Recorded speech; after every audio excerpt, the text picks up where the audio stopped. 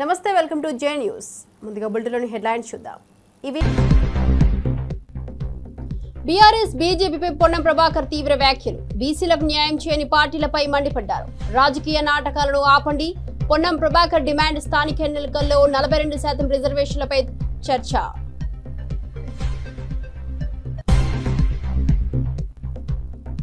ఆంధ్రప్రదేశ్ గంజాయి హబ్ నుంచి విముక్తి చర్చనీయాంశం. చంద్రబాబుతో ఈగల్ ప్రణాళిక సంచలన మార్పులు. గంజాయి నియంత్రణలో కూటమి ప్రభుత్వ విజయం. గంజాయి సమస్యపై ఆంధ్రప్రదేశ్ కొత్త దారి.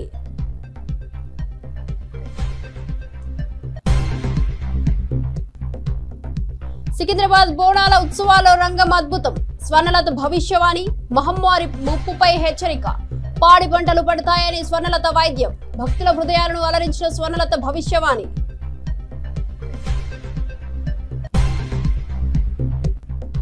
తెలంగాణ మహిళా నాయకుల ఆందోళన. జాగృతి కార్యాలయం ఎదుట ఉద్రిక్తత. తీన్మార్ మల్లన్నపై చర్యలు. మహిళా నాయకుల డిమాండ్. సంచలనంగా మహిళా కమిషన్ పనితీరుపై అసంతృప్తి. చైర్పర్సన్ అందుబాటులో లేదు. మహిళా కమిషన్ ఎదుట ఉద్రిక్తత వాతావరణం. రాజకీయ చర్చనీయాంశం.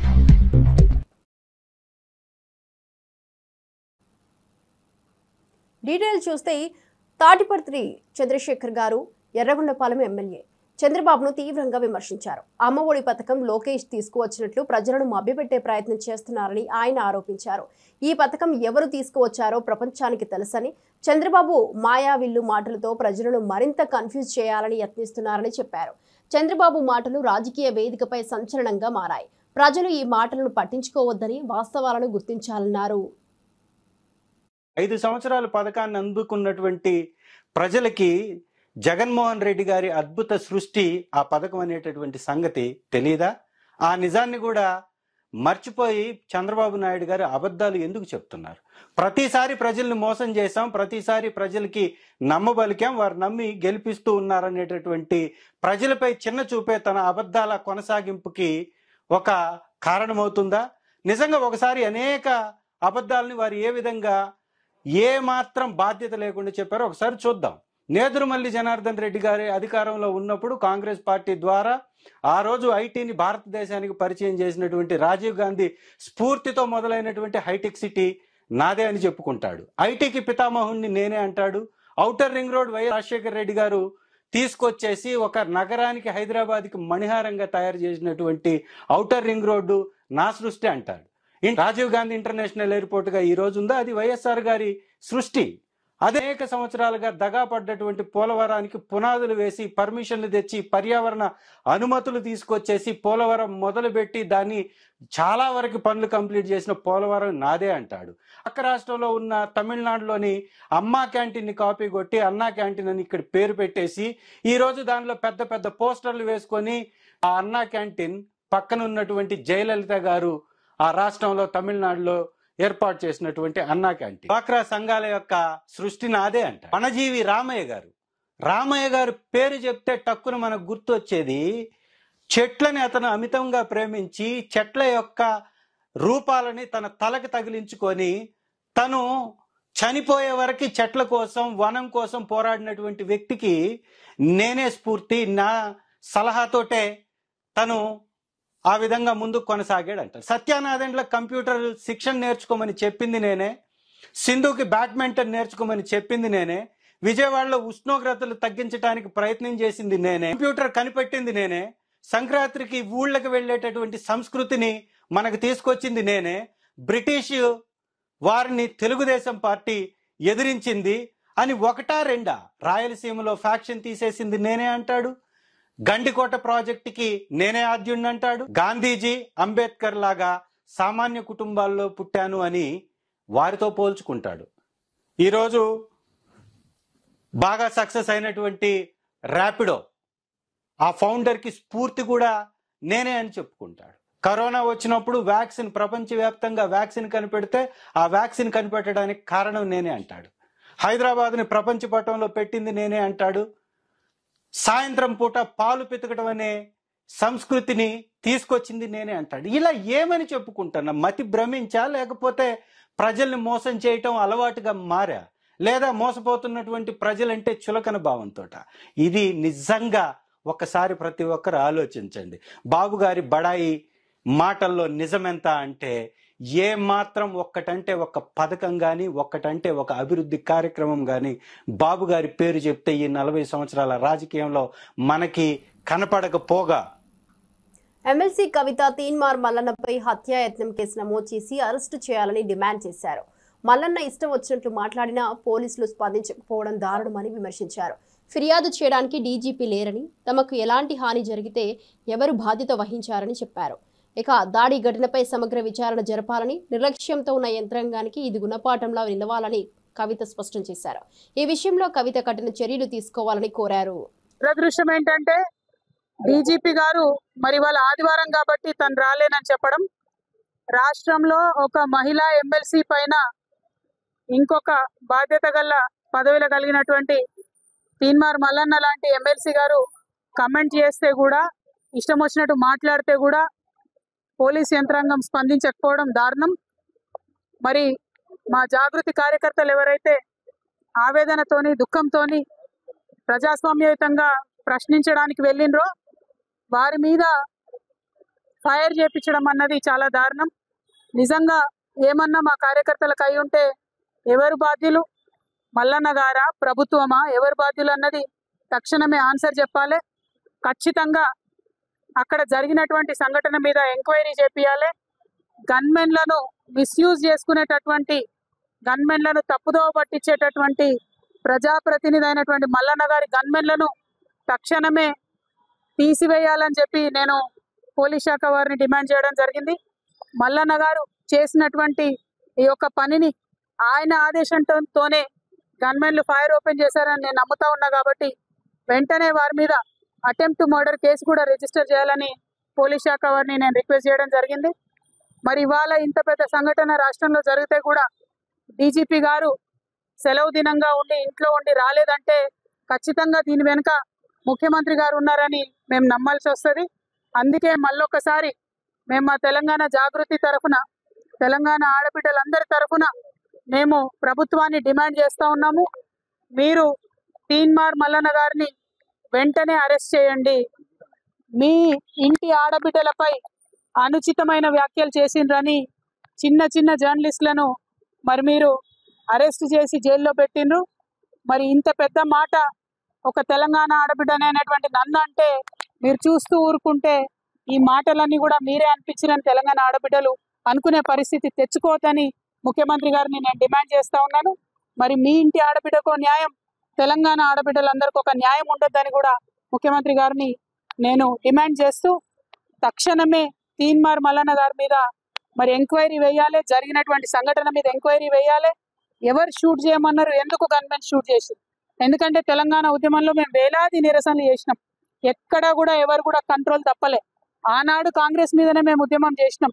కానీ ఏ ఒక్క కాంగ్రెస్ నాయకుడు కూడా గన్మెన్లతోని మరి షూటింగ్ చేపియలేదు, తెలంగాణ ఉద్యమకారుల మీద ఫైరింగ్ చేపియలేదు. మరి ఇవాళ ఇంత స్థిమితం లేనటువంటి ఒక ఎమ్మెల్సీ, ఆయన గన్మెన్లు ఉండడం అవసరమా? ప్రభుత్వం అంత స్థిమితం లేనటువంటి ఒక ఎమ్మెల్సీ, ఆయన గన్మెన్లు ఉండడం అవసరమా? ప్రభుత్వం ఆలోచన చేయాలని చెప్పి నేను డిమాండ్ చేస్తా ఉన్నాను. డీజీపీ ఆఫీస్ కి మరి తెలంగాణ మంగళగిరిని గుంతలు లేని రోడ్లు ఉన్న నియోజకవర్గాన్ని తీర్చిదిద్దేందుకు 100 రోజుల ఛాలెంజ్ ప్రారంభమైంది. ఇక మంగళగిరిలో చెత్త తరలింపు, రోడ్లపై గుంతలు పూడ్చేందుకు ఆధునాతన వాహనాలను వినియోగించాలని నిర్ణయించారు. ఉండవల్లి నివాసంలో మంత్రి నారా లోకేష్ లాంఛనంగా ఈ వాహనాలను ప్రారంభించారు. ఈ ప్రాజెక్టు ద్వారా మంగళగిరి ప్రాంతంలో సౌకర్యాల పెరుగుదలతో పాటు ప్రజల పట్ల నూతన ఆశయాలు జన్మించనున్నాయి. ఇక లోకేష్ ఈ కార్యక్రమాన్ని విజయవంతంగా ముందుకు తీసుకువెళ్లాలని పట్టుదలతో ఉన్నారు.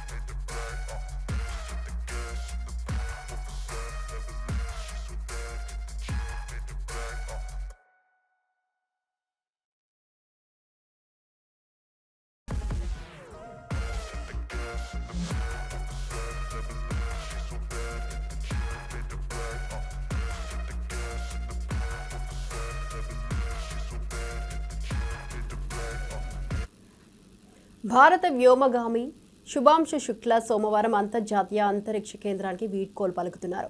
18 రోజుల యాత్రను ముగించుకొని భూమికి తిరిగి రావడానికి సిద్ధమవుతున్నారు. ఈ సందర్భంగా శుభాంశు శుక్లా అంతరిక్షం నుంచి తన చివరి సందేశాన్ని పంపించారు. భారత్ను ఆకాశం నుంచి గమనిస్తే ఉన్నత ఆశయాలు, నిర్భయత, నమ్మకంతో నిండిన గర్వంతో ఉన్న దేశంగా కనిపిస్తోందని అభిప్రాయపడ్డారు. సారే జహాసే అచ్చా అంటూ భావోద్వేగానికి లోనయ్యారు. ఈ సందేశం భారతీయుల మనస్సులను ఆకట్టుకుంటోంది. To be here and working alongside with a bunch of professionals like you. Over the past 2.5 weeks or so, we have done a lot of science on the station. We have done outreach activities and also looked back at the earth. Whatever time we found, we were always looking out the window, and it almost seems magical to me. And I would like to take this opportunity to thank my country and all their citizens for supporting this mission and me with all their hearts. And I would like to thank ISRO for making this happen. All the colleagues at ISRO who have worked tirelessly in developing all the protocols, the science and the outreach activities, the researchers back in India, the students who developed the outreach items that I carried. I would also like to thank NASA and its international partners, Axiom Space, SpaceX, for ensuring that we were trained adequately well and providing all the support round the clock, and all the people who were sitting on ground supporting this mission, making it extremely successful. I would agree with what TB said, that these missions have much far-reaching implications beyond science, and that is what I believe that this mission would also do in all of our respective countries as well. Going back from here, I carry with me a lot of memories and the learnings out of this mission that I would try and spread back.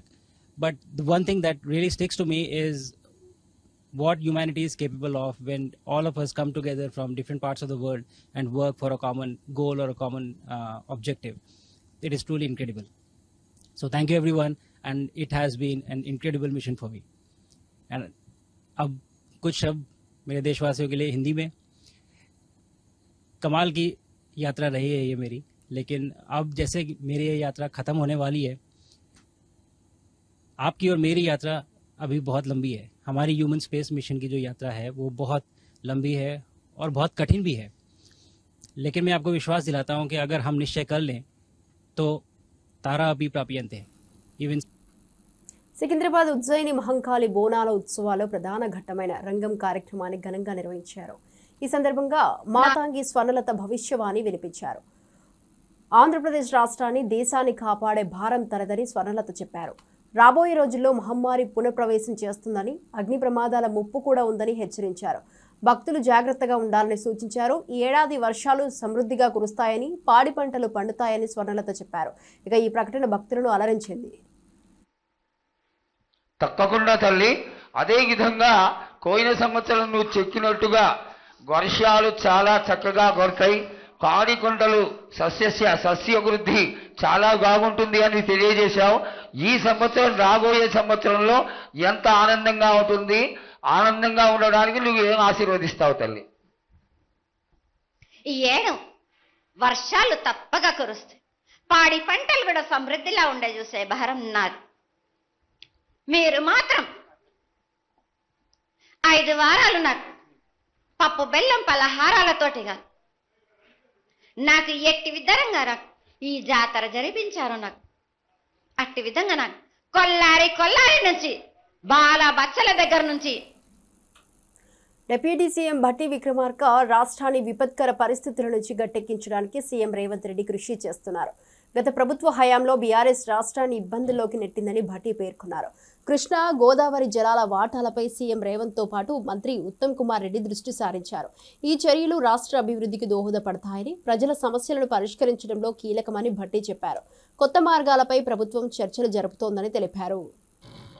ఈ రాష్ట్ర ప్రయోజనాలను కాపాడకుండా ఇక్కడ ప్రాంత ప్రజలకి ఇబ్బంది జరిగేటట్టుగా వాళ్ళు తీసుకున్న చర్యలే ఈరోజు రాష్ట్రానికి భారంగా మారాయి. అలా భారంగా మారినటువంటి పరిస్థితుల నుంచి రాష్ట్రాన్ని గట్టెక్కించడానికి, కాపాడటానికి రాష్ట్ర ముఖ్యమంత్రి వర్యులు రేవంత్ రెడ్డి గారు, ఇరిగేషన్ శాఖ మంత్రులు ఉత్తమ్ కుమార్ రెడ్డి గారు ప్రత్యేకంగా దృష్టి సారించి కృష్ణానది పైన, గోదావరి నది పైన, రెండింటిపైన తెలంగాణ రాష్ట్ర ప్రజలకు రావాల్సినటువంటి వాటా గురించి, పూర్తి చేసుకోవాల్సిన ప్రాజెక్టుల గురించి దృష్టి సారించి ముందుకు పోతా ఉన్నారు. వారు చేసినటువంటి టీఆర్ఎస్ వారు చేసినటువంటి తప్పిదాలని బహుశా మీ అందరికి కూడా తెలుసు. ఆ రోజు శ్రీశైలం డ్యామ్ పైన ఉన్నటువంటి జూరాల శ్రీశైలంకు మధ్యలో రాయలసీమ లిఫ్ట్ ఇరిగేషన్ కట్టడం వల్ల ముఖ్యంగా నాగార్జున సార్ లెఫ్ట్ కెనాల్లో ఉన్నటువంటి రెండో జోన్లో ఉన్న ఖమ్మం జిల్లా ప్రజలకు ఇబ్బందిగా ఉంటుందని, అట్లాగే మొదటి జోన్లో ఉన్నటువంటి నల్గొండ జిల్లా వాళ్ళకు కూడా కొంత ఇబ్బందిగా ఉంటుందని పదే పదే వాస్తవ పరిస్థితుల్ని ఆనాటి కాంగ్రెస్ పార్టీ పెద్ద ఎత్తున ప్రజల సమక్షంలో మీడియా సంస్థల నాయకత్వంలో వారి మధ్యలో కూడా ప్రజెంటేషన్స్ ఇవ్వటం కూడా జరిగింది. మరి నాగార్జున సాగర్ లెఫ్ట్ కెనాల్కి వచ్చేటువంటి ఈ మేజర్ కెనాల్లో రోజుకి నియరింగ్ అబౌట్ 1 TMC నీళ్లు. హోంమంత్రి వంగల్పూడి అనిత గతంలో ఆంధ్రప్రదేశ్ గంజాయి హబ్గా ఉండేది. ఇతర రాష్ట్రాల్లో గంజాయి దొరికితే దాని మూలాలు ఏపీలో ఉన్నాయని చెప్పేవారని గుర్తు చేశారు. అయితే గతేడాది కాలంగా కూటమి ప్రభుత్వం చేసిన కృషి కారణంగా గంజాయి నియంత్రణ సాధ్యమైందని తెలిపారు. ఈగల్ అనే పేరుతో ఈ మార్పు కోసం సీఎం చంద్రబాబు స్వయంగా ప్రతిపాదన చేసినట్లు అనిత తెలిపారు.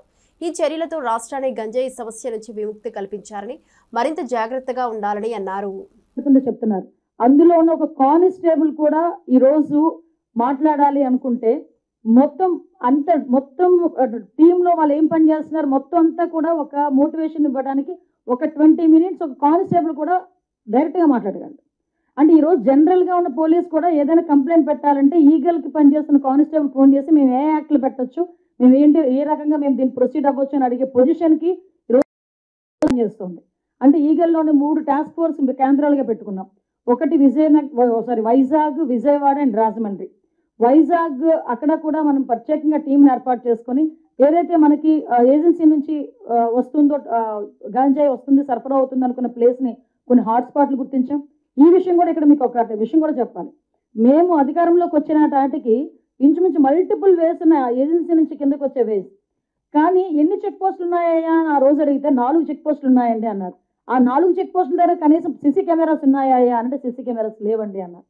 అంటే అటువంటి పొజిషన్ నుంచి ఈరోజు చాలా వేరే సెక్టార్స్లో సిసి కెమెరాస్ ఏర్పాటు చేసుకోవటం, చెక్ పోస్టులు ఏర్పాటు చేసుకోవటం, ఎక్కడి నుంచి అయినా వస్తుంది గాంజా వస్తుందంటే ఇన్ఫర్మేషన్ మనం తీసుకోవటం, ఇమీడియట్గా దాన్ని పట్టుకొని వాళ్ళందరికీ కూడా కేసులు పెట్టడం. సుమారుగా చూస్తే జూన్ 2025 వరకు చూసుకుంటే 831 డ్రగ్ కేసులు నమోదు చేశాం. ఈ రోజుకి 2114 మందిని అరెస్టు చేయడం జరిగింది. 20 తిరుమల శ్రీవారిని ఇటీవల ప్రముఖులు దర్శించుకున్నారు. ఎంపీ బైరెడ్డి శబరి, కర్ణాటక మంత్రి లక్ష్మీ హెబల్కర్, మాజీ మంత్రి ముత్తంశెట్టి శ్రీనివాసరావు ఈ ప్రత్యేక దర్శనానికి హాజరయ్యారు. వీరి యాత్ర భక్తులను ఆనందపరిచింది. ఇక శ్రీవారి ఆలయంలో భక్తుల సందడి తిథిదేను ఒక పండుగ వాతావరణంగా మార్చింది. వీరి దర్శన కారణంగా తిరుమలలో ప్రత్యేక ఏర్పాట్లు నిర్వహించారు. ఈ సందర్భంగా భక్తులు ఎంతో ఉత్సాహంగా జరుపుకున్నారు.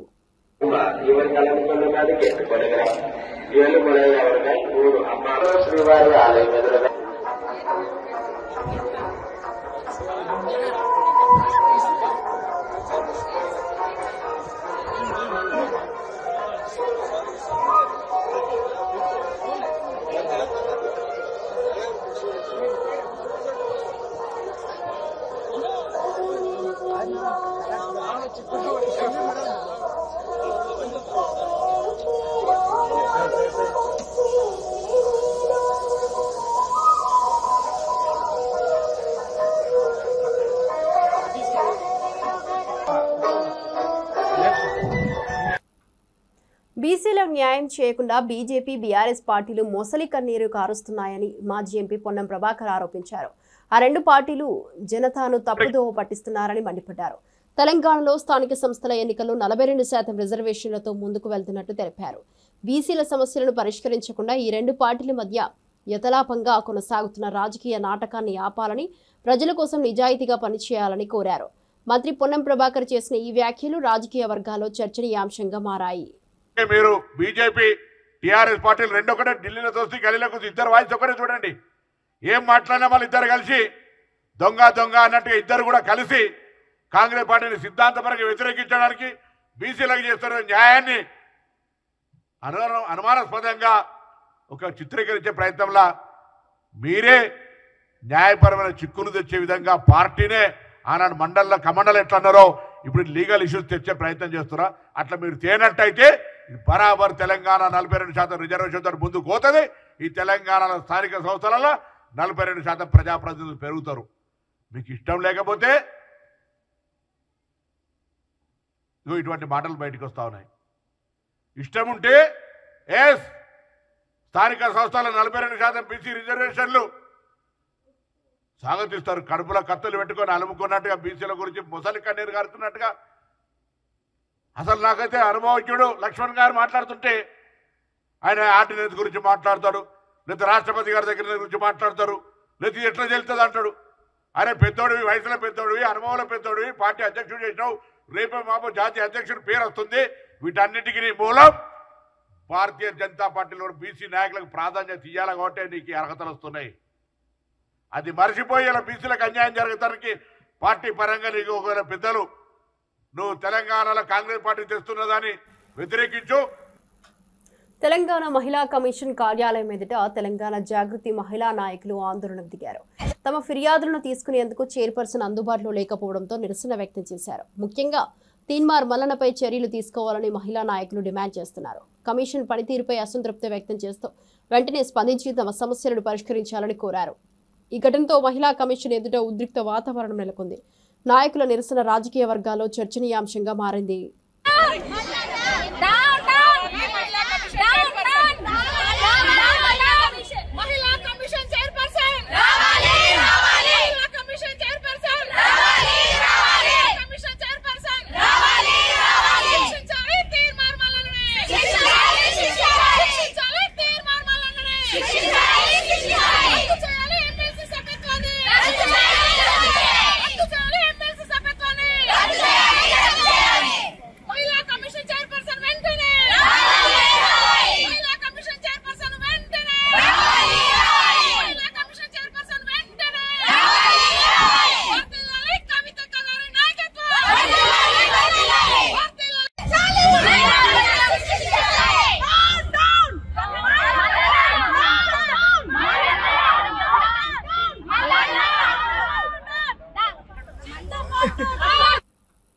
మహబూబాబాద్ జిల్లా కొత్తగూడ మండలం పోగుళ్లపల్లిలో యూరియా కోసం రైతులు బారులు తీరారు. ఆధార్ కార్డులు, ఖాళీ బస్తాలు, చెప్పులు క్యూ లైన్లలో పెట్టి వింత దృశ్యాన్ని కనబరిచారు. ఇంటి దగ్గర పనులు వదిలి యూరియా కోసం కష్టపడుతున్నారు. ఇది ఆందోళనకర పరిస్థితిగా మారింది. రైతులు తమ వ్యవసాయ అవసరాల కోసం ప్రయత్నిస్తున్న ప్రభుత్వ చర్యలు ఆలస్యం కావడంతో ఇబ్బంది పడుతున్నారు. అన్ని ఆగమాగం అయిపోతానే ఇట్లా ఎన్ని రోజులు ఇబ్బంది పడాలి, మేము 2 రోజులు తిరగాలి ఇట్లా. తిరుమల గండి గ్రామ పంచాయతీ ఇక్కడ ఏంటి అంటే పిండి కట్టాల కోసం పొద్దుననగా చీకటితో వచ్చి ఇక్కడ లైన్ లో నిలబడి ఎండలో కనీసం నీడ అనేది లేకుండా ఎండలో నిలబడి అన్నం లేకుండా కూర్చొని పొద్దుననగా వచ్చారు. కనీసం వాటర్ తాగడానికి కూడా మంచినీళ్ళు లేవు. ఇక్కడ పిండి కట్టాలు తీసుకోవడానికి ఎంతో దూరం నుండి వచ్చినా కనీసం అంత దూరం నుండి వేసుకుపోవడానికి కూడా ఛార్జీలు కావాలి. 5 ఇస్తున్నారు, కనీసం 2, 3, 5 ఎక్కువ పెంచడం లేదు. ఎక్కువ పెంచితే చాలా బాగుంటది. రైతులు చాలా ఇబ్బంది పడుతున్నారు. అట్లాగే ఇంటి దగ్గర పనులను వదులుకొని ఈ లైన్ లో నిలబడమే సరిపోతుంది. ఇంటికాడ పనులు కూడా చేసుకోవట్లేదు. ఇట్లా ఎన్ని రోజులు అని తిరగాలి. ఎక్కువ ఈ లైన్ కూడా ఎంత పెద్దగా ఉందో. ఈ లైన్ అంతా ఎప్పుడు అయిపోవాలి, ఎప్పుడు ఇంటికి వెళ్ళాలి, పనులు ఎప్పుడు చేసుకోవాలి. ఎప్పుడో చీకటితో వచ్చిన జనాలు చాలా ఇబ్బంది పడుతున్నారు రైతులందరూ. దీన్ని ప్రభుత్వం కొంచెం చూడాలని ఆశిస్తూ 6:30కు వచ్చిన యూరియా అంటే లైన్ పెట్టిన మరి సీరియల్ వస్తే లెక్క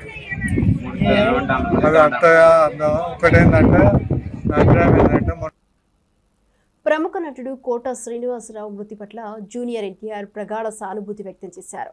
కోట కుటుంబ సభ్యులను పరామర్శించిన జూనియర్ ఎన్టీఆర్ ఆయన లేకపోవడం తెలుగు సినీ ఇండస్ట్రీకి తీరని లోటని పేర్కొన్నారు. కోట శ్రీనివాసరావు 83 ఏళ్ల వయసులో అనారోగ్యంతో బాధపడుతూ ఆదివారం ఉదయం ఫిలింనగర్లోని తన నివాసంలో కన్నుమూశారు. ఈ సంఘటనతో సినీ లోకం దిగ్భ్రాంతికి గురైంది. కోటాకు ఆయనకు చేసిన కృషిని గుర్తు చేస్తూ తెలుగు వారంతా దిగ్భ్రాంతిని వ్యక్తం చేశారు. అవకాశం నాకు దక్కడంతో మా అనుబంధాన్ని అందరికీ వ్యక్తం చేయడం ఒక అదృష్టంగా భావిస్తున్నాను. ఆ మహానుభావుడితో అంతటి మహనీయుడైనటువంటి నటుడితో పనిచేయడం పూర్వజన్మ సుకృతంగా భావిస్తున్నాను. ఈరోజు ఆయన లేకపోవడం తెలుగు ఫిలిం ఇండస్ట్రీకి ఒక తీరని లోటు. వారి కుటుంబానికి నా సానుభూతులు. ఆయన ఎక్కడున్నా ఆయన చల్లని చూపు మనందరి మీద ఉండాలి అని ఆ భగవంతుడిని ప్రార్థిస్తున్నాను.